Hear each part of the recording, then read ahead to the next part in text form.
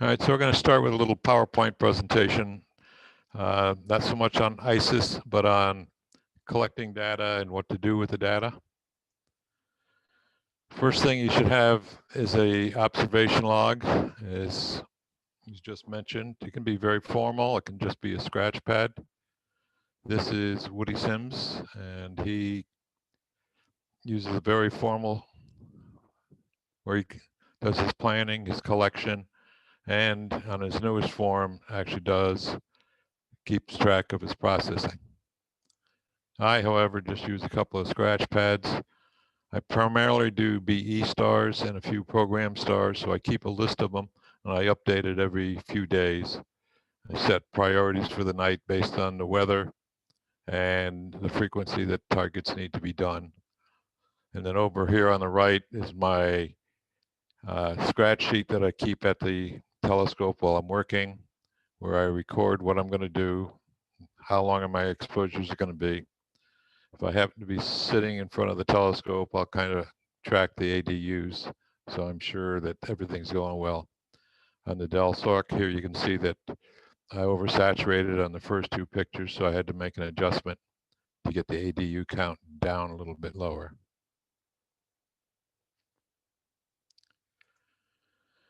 All right, then next thing you need or should have is a searchable database so you can find your work. I use Excel. Access is available. Some people record it by the particular star, keep a record by star. Mine is very informal. It's just the date of the observation and the stars that I observed. And it comes in handy for a couple of things. One, when it's a new season, you come back to return to something like 25 sig, which is up now. You end up being able to go back and say, okay, well, it took me 5 900-second exposures last year to do it. So I have a starting point to start this year, and I can see it was also 5 and 4. Also, if somebody is looking for your data, like I had a request this year for my last June's VV Cephis, and I was able to just do a quick find command, find out where they were, go retrieve them out of the BAA database and send them to them. All right, very important, back up your data. I used to use an external hard drive, and in 1 week I lost both my external hard drive and my computer, and I lost all of my work. So now I use Google Drive. And Google Drive, unfortunately, you have to pay for it once you get over the free limit. But it has the advantage that I have a computer in the observatory here at my desk, and Google's backing it all up. So when I come in the morning, when I get up to process the data, I can just open up the Google Drive and it's already downloaded everything onto this drive on this computer, and I can work right from here without having to go out to get it. And then last but not least, well, actually it's not last, but report your results. The AAVSO, ARAS for low and high resolution, BE stars to the BE database, the British Astronomical Association, and then there are target programs for people like Ernst Pohlman and others that are looking for particular stars at a particular frequency. All right, then if you haven't run into the astronomical ring, ARAS, you should find this page on the internet. That's where you'll find their database, the BE database, and also a forum, access to many of the software that are available, Visual Spec, ISIS, and 3 that are not listed there are BAS, Dementia, and Spectral Cal 2, which is Austrian. Our spec is the only one on the list that's you actually have to pay for. The rest of them are all free. And this is a list of the software that's available and some of the programs I use. In particular, when you're processing data, you have to take or should take a reference file, especially for low resolution. For the upper or high resolution, you can often use the same reference star that you've already developed an instrument response on, as long as it's close to the same altitude. So the miles reference is what I use, that spreadsheet. Advanced Renamer is the tool that I use instead of the tools that are available in ISIS. It's much quicker and much neater. And then Plot Spectra is what I use instead of the GNU plot. If you hit your screen save, you can save all of these. That'll work on Windows, I'm not sure, but I have to assume that it's available on all computers. All right, so that pretty much takes care of that. Now we can dive into the software package. So the first thing you do is you go to the ISIS homepage on Christian Buell's page. You need to get three things.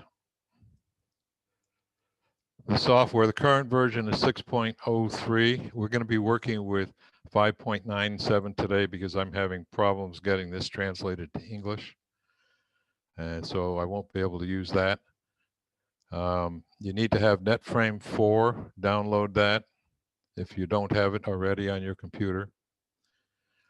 And then you need the ISIS database V8.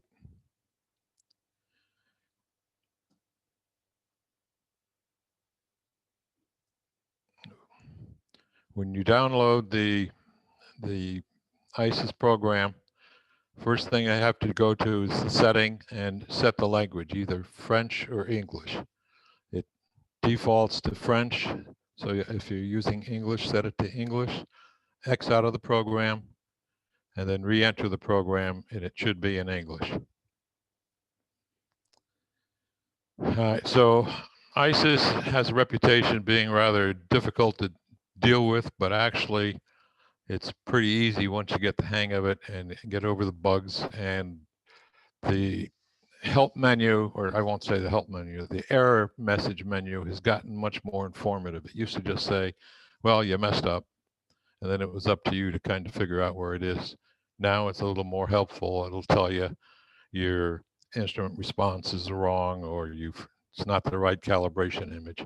So it helps you to find out where your errors are. So starting in the upper right here, you have your choice, and it depends upon how you capture it, whether it's a fit image or a fits image.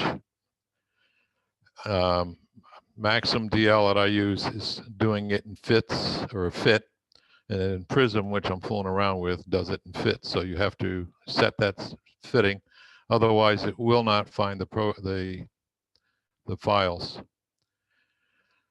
Then you have to decide whether you want standard weighting or weighted average. If you have images that are varying in quality, it helps to use weighted, but normally standard works fine. You want to check file name for consistency. The spectral domain for scaling, this is where it's going to do the normalization, and you want to find a spot on the spectrum that is flat. The default coming off of ISIS when you download it is 6615 and 6620. That seems to work fine for me. You want to erase normally the intermediate files so you don't end up with a lot of data that you generally don't need. But if you're having a problem, you can go back, click no, and then rerun the file, and there'll be more files there to help you. You want to add your name as an observer. The interpolarization is bilinear. If you're doing low resolution, you can do that also for high resolution. However, spline will give you a little bit better results. Spectral calibration is normally standard. The only time you can use, or you do use lateral, is if you actually put your calibration light in the telescope field of view while you're capturing the image, and then that will remove the calibration lines from the image in the binning region. For the model, you have a choice for, if you're going to be using the UVEX, you select the layers anytime. If no model is listed or your model is not listed, use the layers 3. It has the most general settings. The working directory is where you'll find your data. In our case tonight, we'll be using AAVSO ISIS. When we downloaded the data file, all right, in my case, it's on the C drive under ISIS data V8. It's a good idea to put this information, the version there, because occasionally the data file will change, the database will change, and you want to be sure you connect your database with the current version that you're using. And if you go back historically, you may want to use an older version. And if you download the GUNA plot, again, it's on the C drive. Your latitude, your longitude, your altitude. The display lambda 1 and 2 is the range that you're going to display on the image. For low resolution, obviously, it's going to be somewhere around 35 to 75. For hydrogen alpha, which is what I'm doing here, 65 to 6608 works. Rainbow, we'll put it in color. So if you do that on the image view, you'll see it in red for a hydrogen alpha, so it doesn't do us any good. All right, before we get too far buried into where we're going, let's go take a look.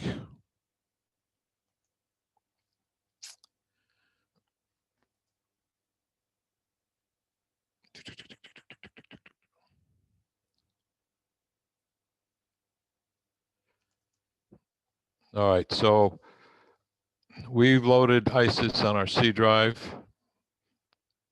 You have to create 3 files that we're going to see that we're going to need later on. First is a list of your instruments. So in my case, I've got everything from a C8 to a C14. And over the years, the cameras have changed, the instruments have changed. Your observatory name. All right, these are all just simple text files, and they're saved in the same directory that you've wrote to ISIS. And then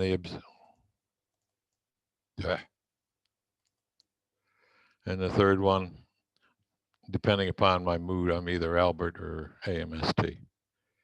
So you can see right here, your French and English languages is the file, and then the 3 text files.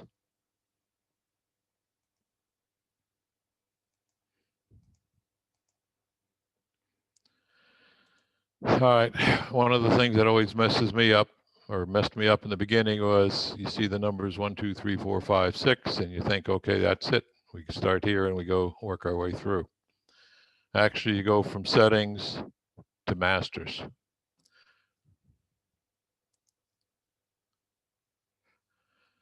So today, we're going to be using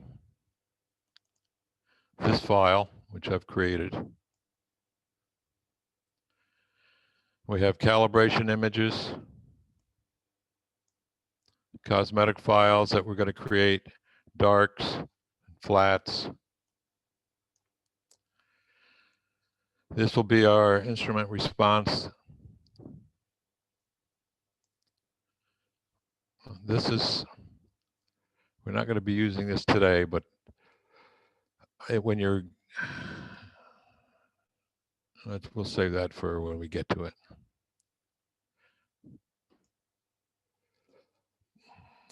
So when we go to the masters, we're now going to create an offset or bias.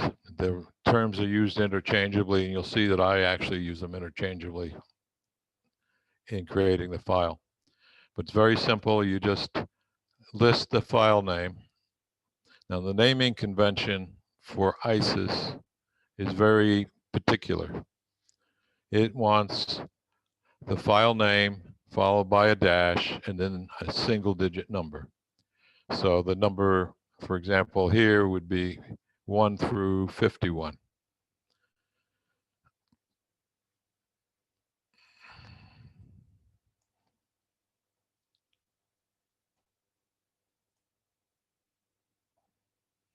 So you can see it here with the flat files, the flat 1, flat 2, flat 3,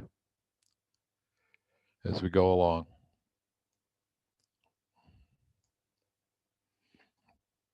So you just put in the bias, the number, you click on here, it'll tell you the number of images. Now read 0 here because that's from a different file.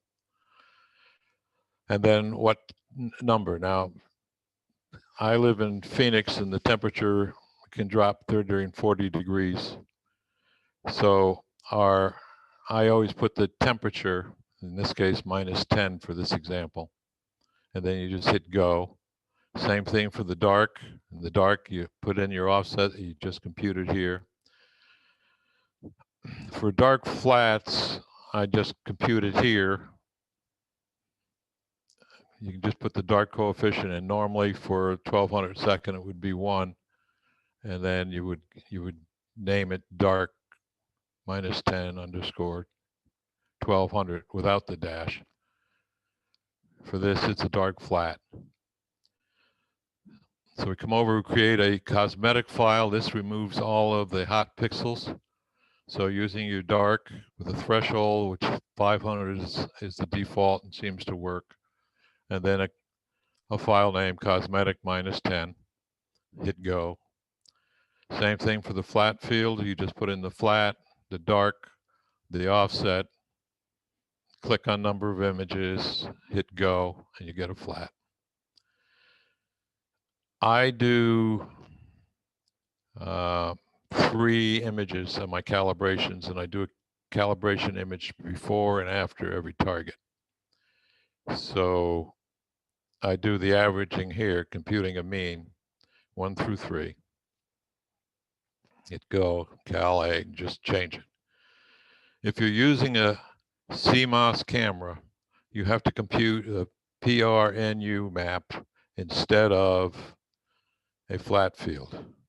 All right, so you would use this to create it where you put in your dark image, your offset, number of images, the file name, and go. So that's one of the changes between CMOS and CCD.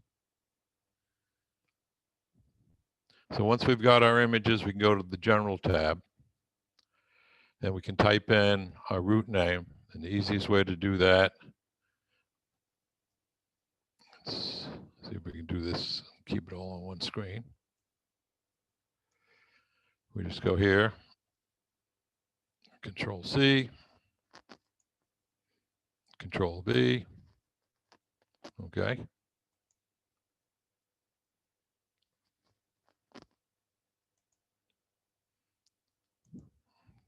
You gotta love it when a plan doesn't come together. All right, for the root name, type it in, HD123299. The object name. All right, so you can either put it in with or without the space.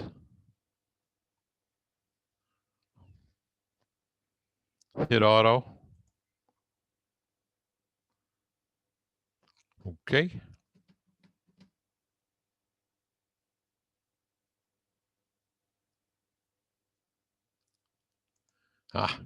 Okay. See an error message, but it told me why. All right, so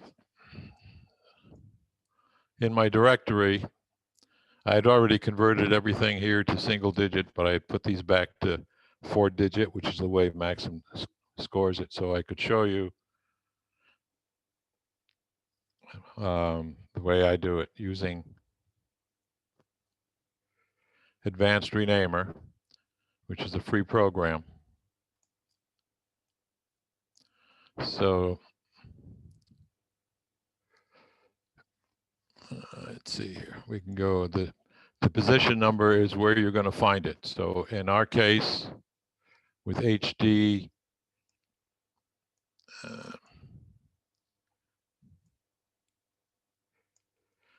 123.299-001, the first position is the 123.299, and the second position is the number we want to change. So we want to change that to a 2. We want an absolute number, skip by 1, 0 padding, it's manual. The number length is 1. And you just take the file, drag it here, hit batch, start. Okay. Yep.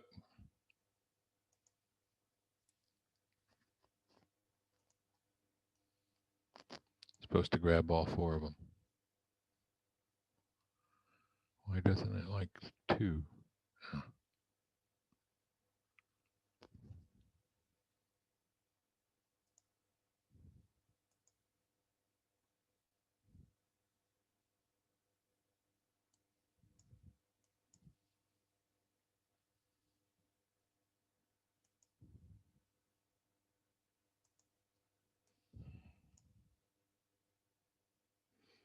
Okay, because I had already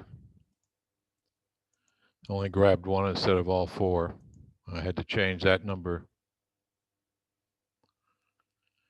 to new number 2. We go back to 1. All right, so anyways, that's how Advanced Renamer works. Better than me, obviously.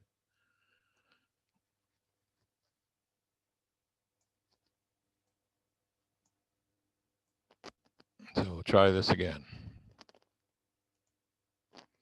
All right, so now it's put in the name. For the calibration, you can create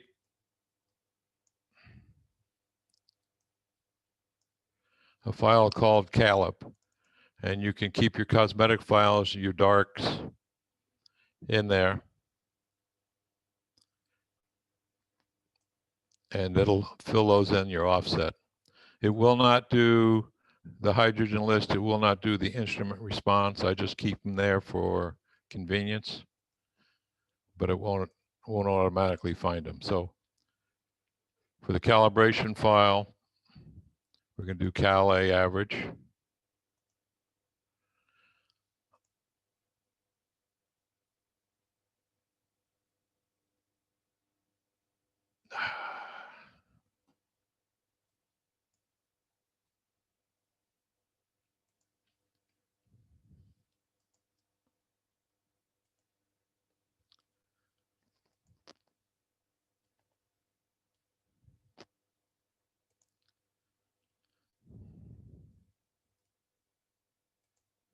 What is going on here?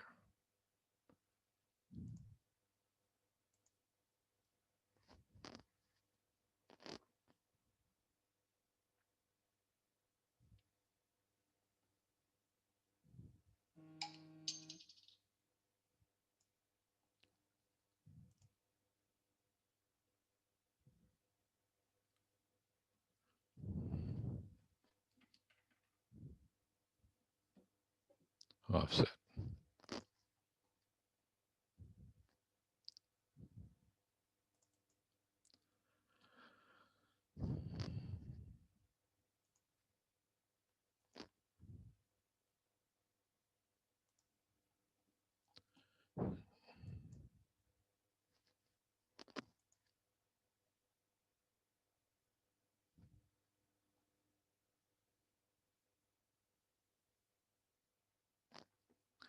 All right, for the flat, we won't find that under the calip. It'll be under the regular data file.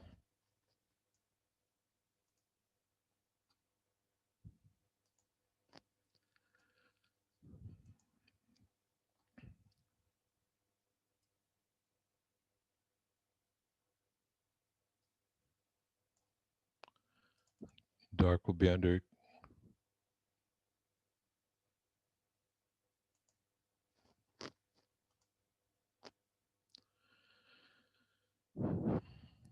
We want spectral calibration checked.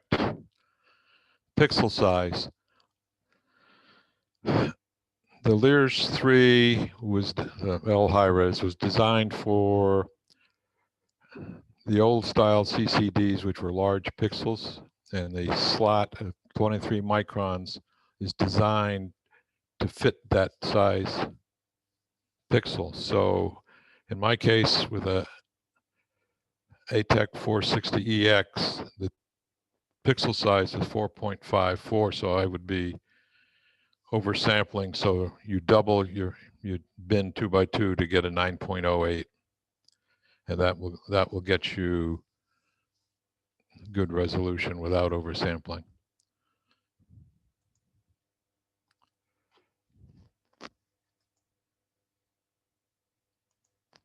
So our cosmetic file, our instrument response remains empty at this point because we're going to use this star to compute the instrument response.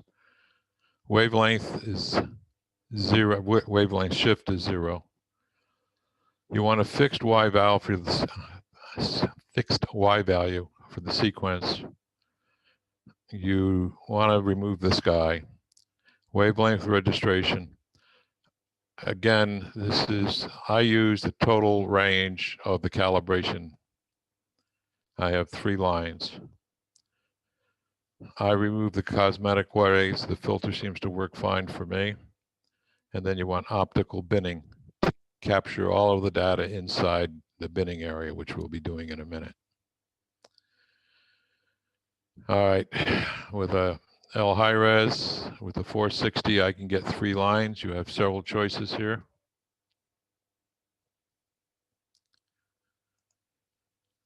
Predefined works if you have calibrated or computed the dispersion equation using another program, but generally it's not used. The file mode is used, let me get back up here again. This 3 lines only works for hydrogen alpha. All right, these 24, 12, all of these L high res lines are only good for hydrogen alpha. So if you're doing any other line, you have to go to file mode and create a list. In this case, this is helium-1 at 6678.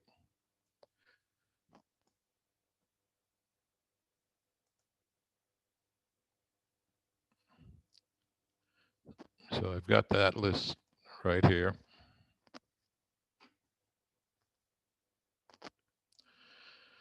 So the first thing you need to do is put the polynomial in. Since there's only 3 lines, the most you can have is 2. Next, you have to compute the angstroms per pixel. So you take measure the lines between the pixels on 6506 to 6598, which are the 3 lines that you'll see on and then you divide that by the total number of pixels in between those 3 lines.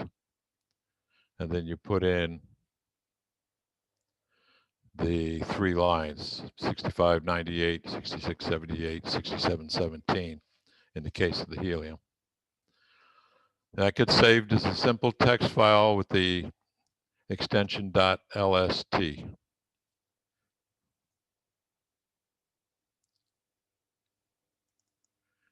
Here's one for ELISA, where the polynomial is 4. I think this is a 414 camera. And then the line, you have to go through the lines and identify them on the calibration.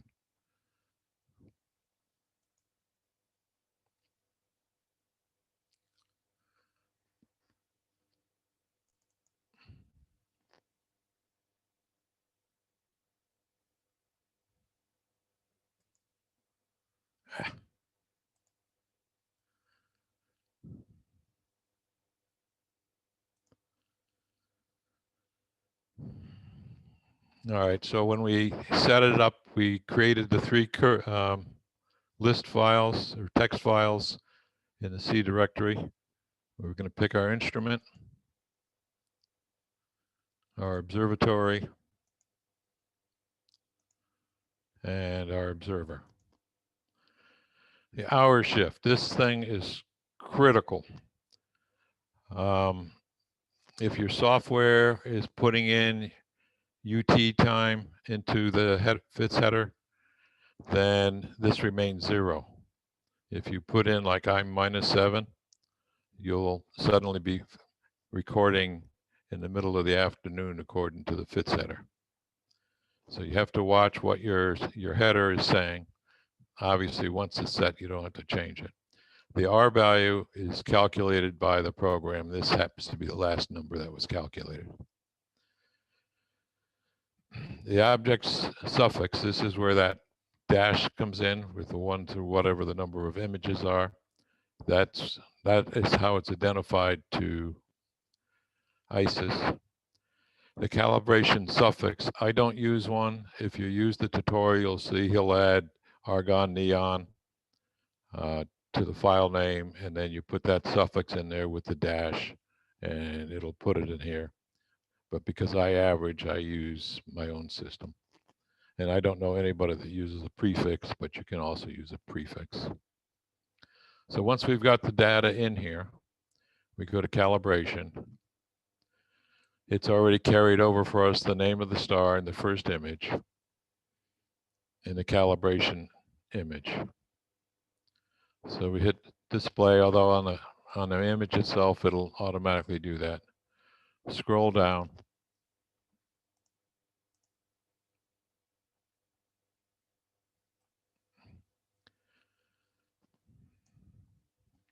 If you've clicked automatic vertical coordinate, it should find it for you.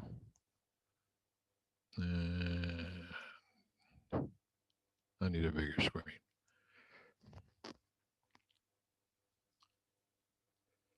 We got a value of 195, quickly looking, and it's picked 194, so that's perfect. And so what we need to do now is define the binning zone.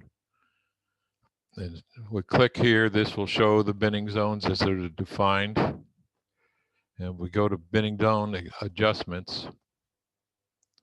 What we want to do is see what our background is with the intensity over here on 389. This is the X value and the Y value of the axis. Move your way up, and you can see it's around 400. So the blue lines represent the binning zone as defined. It can be 1 through 4 on predefined levels. If they don't work for you, then you can turn that off and redefine them yourself. But working right now with we can look here, and if we come outside the blue area, we see that our intensity 553 is higher than our background, about 375. So we know the binning zone is too small. We're still seeing numbers in the 400 and 700, so we're too small, and 3. So now we're just about there.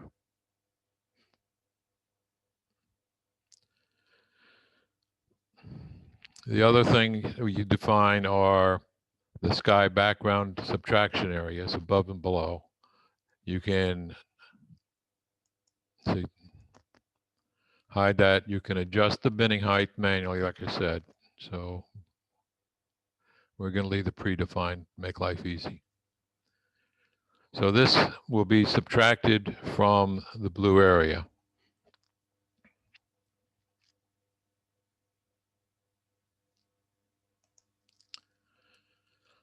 So the only thing we have to do here is draw a little box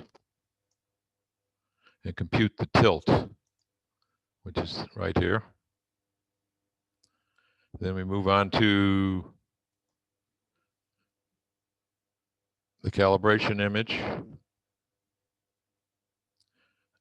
And what we're looking for is, because we defined 4 lines, it knows that the first line is 6506. We just put it here, move it across, look for the maximum value.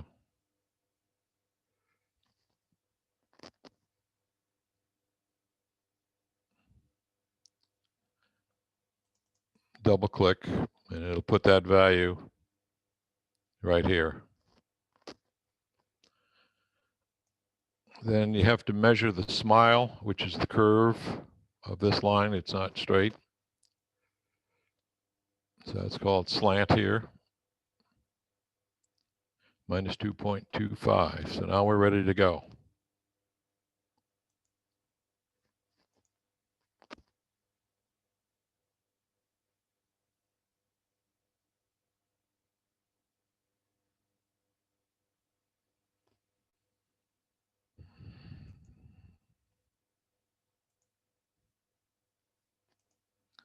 We're ready to go now. But you see, it told me where the error was. Back in the old days, it would have just said you have an error. All right, so this gives you a lot of useful information if you're having problems. But what's important, it's much easier, is the RMS and your resolving power. All right, those are both good. So now we just hit plot,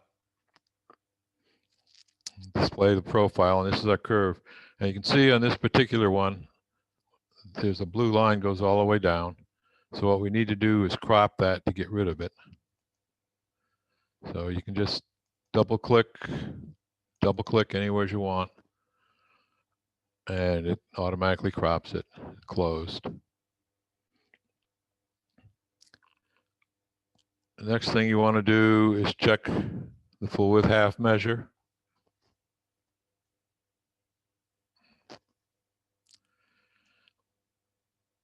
And just pick 2 points on fairly flat section of the spectrum without a lot of what appears to be a lot of noise. And you want to check the signal ratio number 2. This is 366.2, so it's well above the minimum for the VE database, which is a 100 signal to noise ratio. Then we're going to check the water. Now, we're not going to remove the water because the databases want the water in there. If you're experimenting, you can do it, but for a data submission, you don't want to do it. So we went to 200.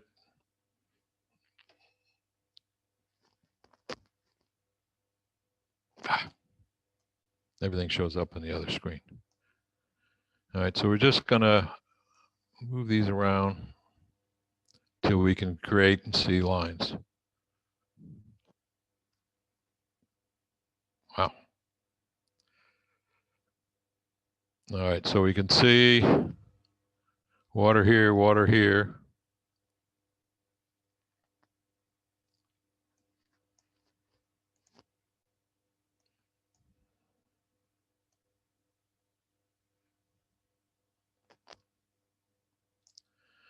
So we have to make a huge shift.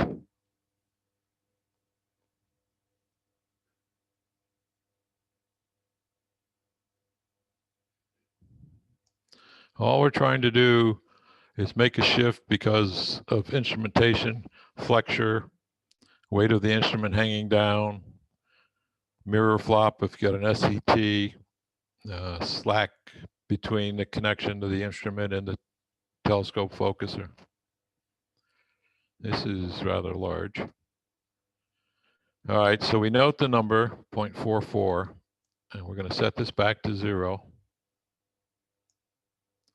Cancel it, go to shift.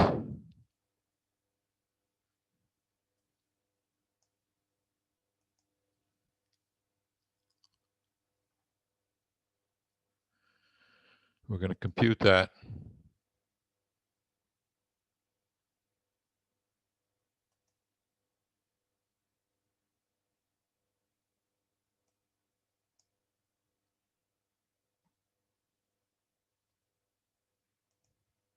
And you can see it jumped. Close that. All right, so now we're going to save it. One of the things you have to make sure is when you hit construct that this file name matches that file name. Sometimes, especially when you're working with several, if you forget to do that, the name won't agree, and you'll save the file, the wrong information in the wrong file name. If the file name exists, which it does in this case, we save it. We check it and then save. Yes. So now we need to develop our instrument response curve. So we go to dispersion. Cancel that. Response. Close. Now we have to select a reference spectrum.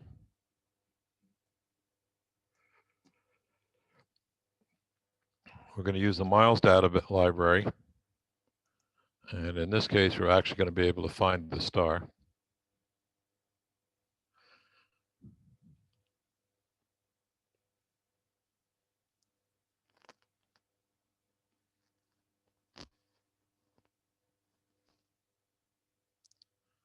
We are going to find the star.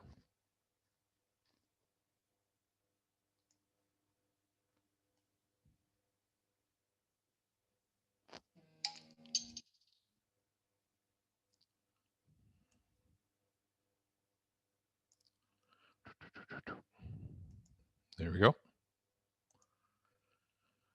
All right, we're going to hit the response curve, and we're going to see the difference. We have 3 lines. The blue line is our spectrum. The red line is the theoretical spectrum, and this is the division of the 2. The lines are not matching up, so we're going to have to put in a shift. And this is a trial by error type of thing.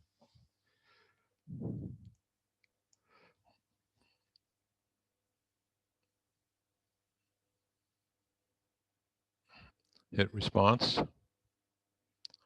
Okay.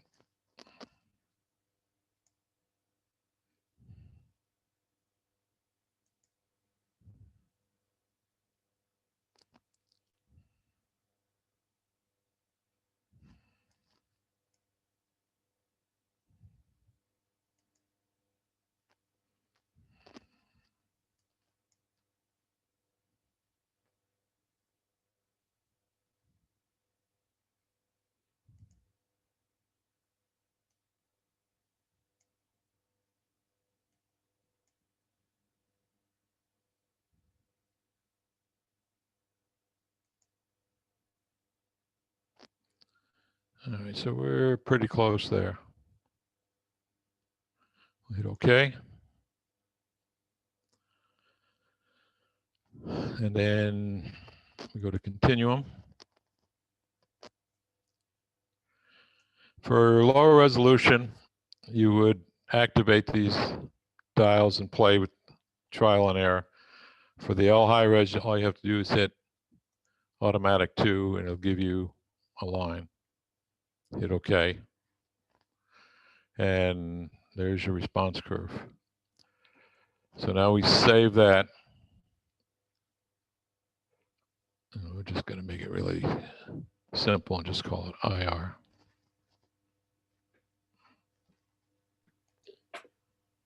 Al, we have about 6 minutes left. Okay.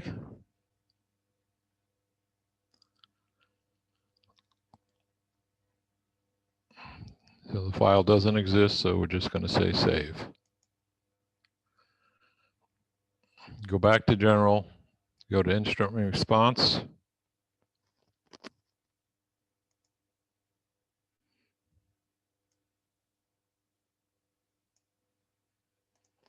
Find IR. Go. And now the instrument response curve is being applied.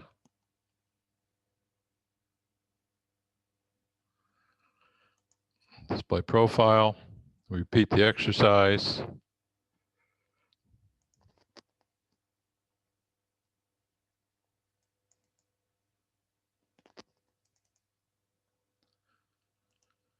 We know that's good. Check the water.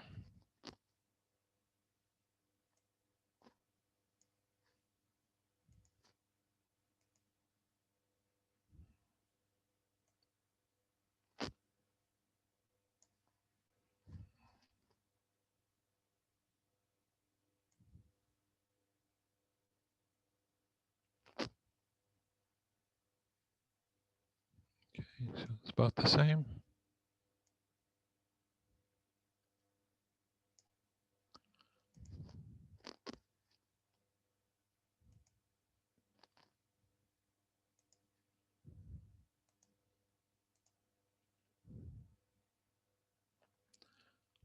All right. Construct. Check. Save. That one is done, and from there on in, we can go to our next target.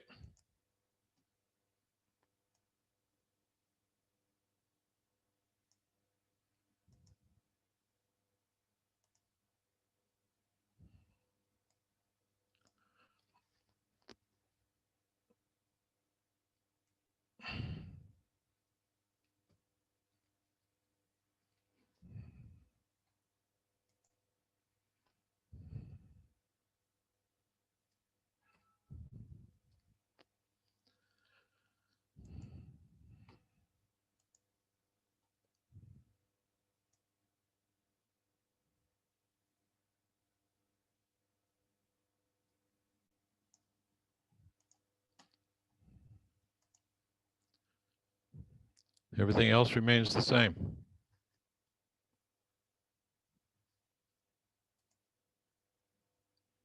Hit go.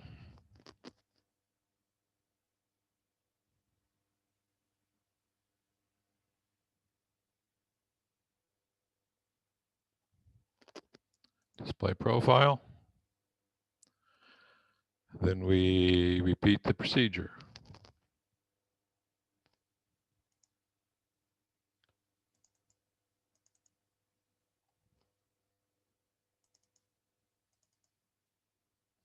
Okay. This is a little low, so this would not be submittable to the BE database.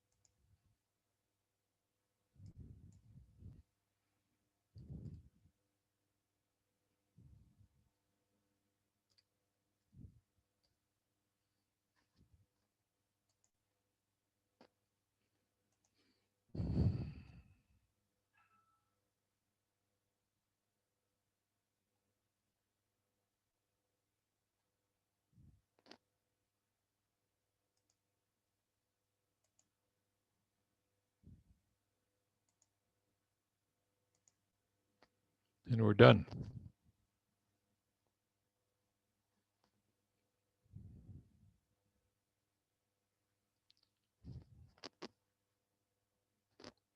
Any questions?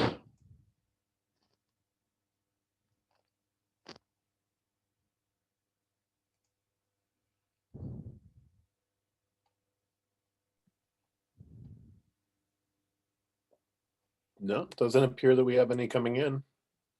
Okay.